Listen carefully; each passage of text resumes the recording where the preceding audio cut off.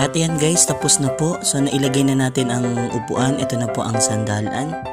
So guys, napili ko kulay red because favorite color po yan ni Jet Jet. At ayan na po, inilalagay na po natin.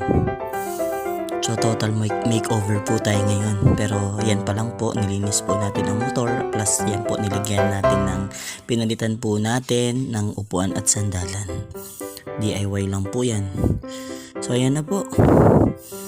So guys, maraming salamat po sa pagsuporta sa video na ito. Kung nagustuhan niyo po ang video na ito, don't forget to like, mag-iwan na rin po kayo ng comment. Maraming salamat po. God bless inyo lahat.